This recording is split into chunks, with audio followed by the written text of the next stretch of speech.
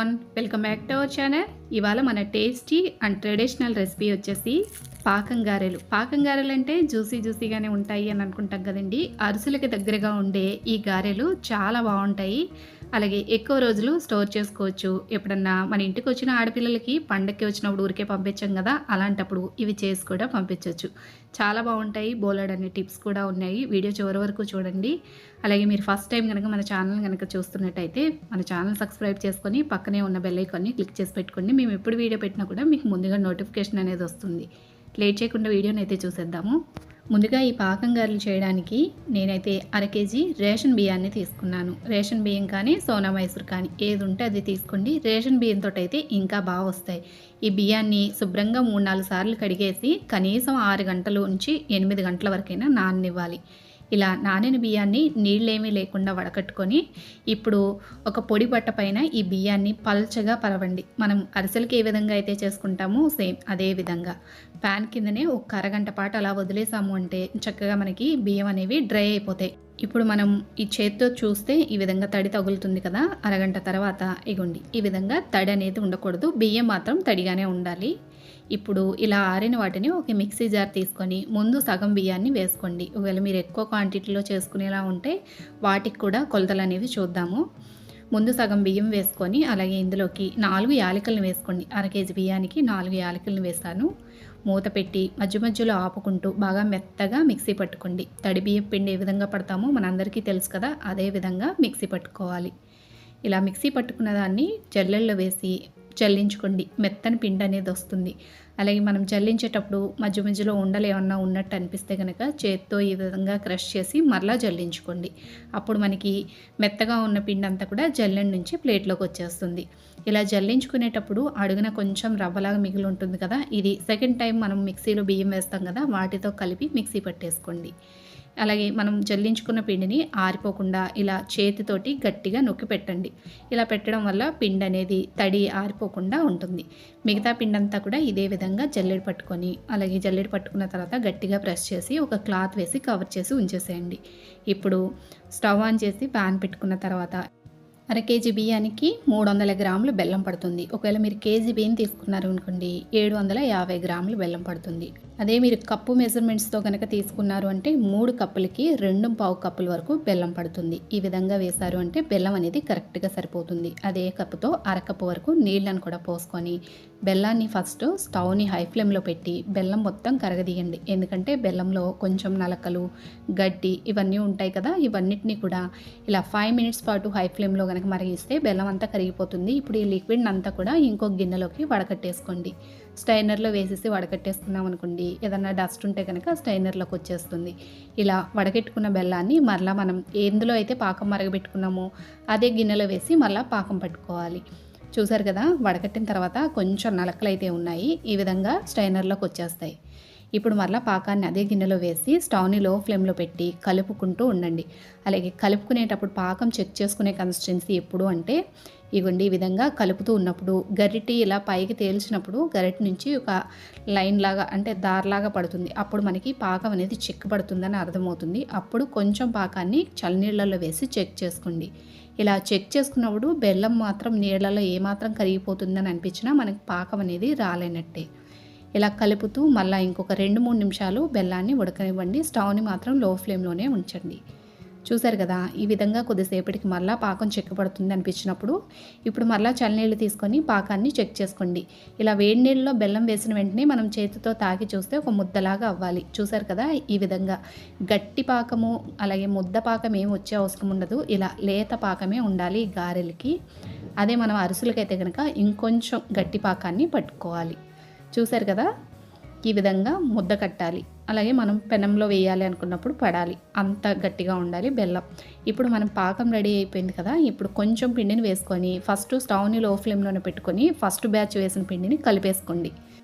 ఇలా పిండి మొత్తం కలుపుకున్న తర్వాత ఇప్పుడు మనం స్టవ్ ఆఫ్ చేసేసుకోవాలి. ఎందుకంటే మనం ఒక్కరు ఉన్నా సరే పాకం అనేది గట్టి పడిపోకుండా పిండి పాకంలో చక్కగా కలుస్తుంది. ఈ విధంగా చేసినట్టయితే ఇప్పుడు స్టవ్ ఆఫ్ చేసుకొని పిండి మొత్తాన్ని వేసేసుకోండి. సెకండ్ బ్యాచ్ పిండిని వేసుకొని ఇప్పుడు పిండి వేసిన తర్వాత ఈ స్టేజ్‌లో స్టవ్ ఆన్ చేసుకోండి. స్టవ్ ఆన్ చేసి లో ఫ్లేమ్‌లో పెట్టుకొని పిండిని చక్కగా కలిపారు అంటే మనం ఒక్కరు ఉండి రెసిపీ చేసినా గానీ రెసిపీ ఫెయిల్ అయ్యే ఛాన్స్ ఉండదు. ఎందుకంటే మనం స్టవ్ ఆఫ్ చేసేసిన తర్వాత పిండి వేసి కలుపుకున్నాం గదా! ఆ పిండి అనేది పాకంలోకి చక్కగా కలిసిపోతుంది. చూసారు కదా! కొద్దిసేపు కలుపుతూ ఉన్నామనుకోండి ఈ విధంగా మనకి పిండి అనేది రెడీ అయిపోతుంది.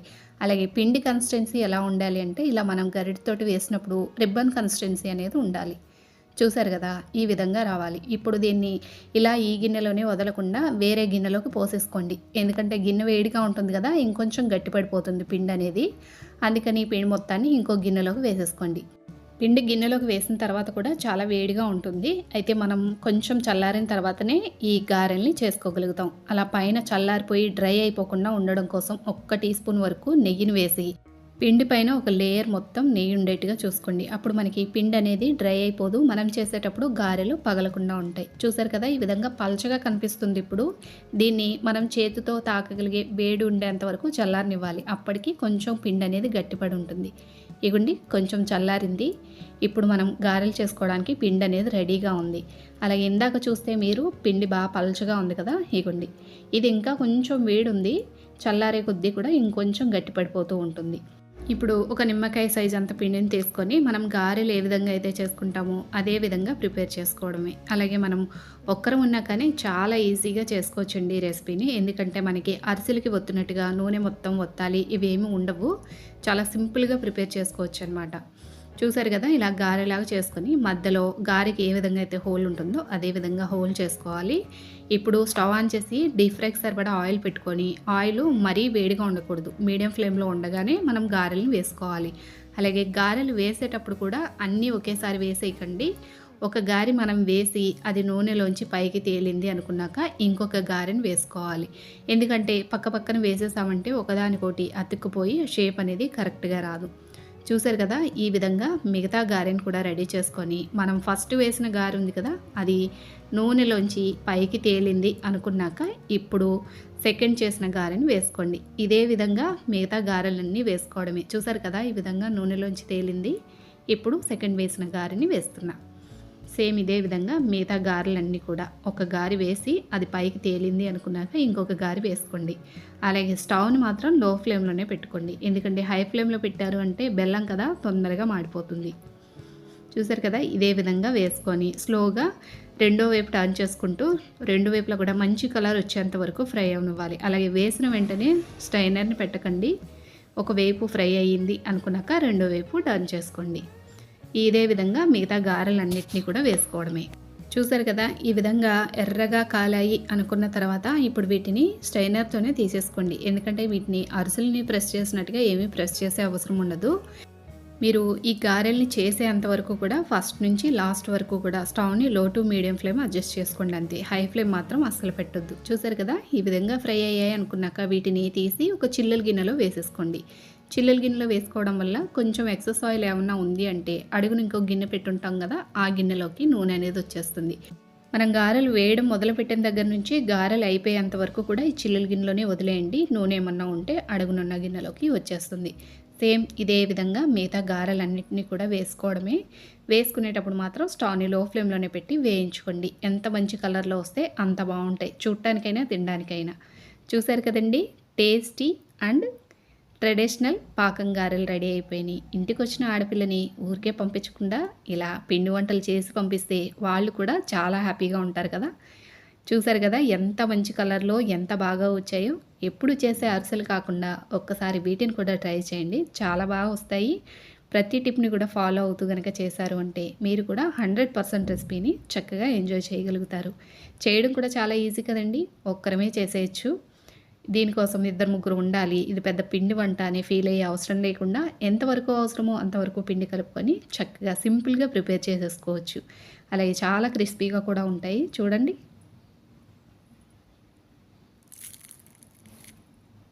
ఇదండి ఇవాల్టికి రెసిపీ. రెసిపీ మీ అందరికీ నచ్చిందనుకుంటాము. నచ్చినట్టయితే లైక్ చేయండి. అలాగే ఇలాంటి కొత్త కొత్త రెసిపీస్ వస్తూ ఉంటాయి. మన ఛానల్ సబ్స్క్రైబ్ చేసుకొని పక్కనే ఉన్న బెల్ ఐకాన్‌ని క్లిక్ చేయండి. మరొక మంచి వీడియోతో మళ్ళా కలుస్తాము. Thanks for watching.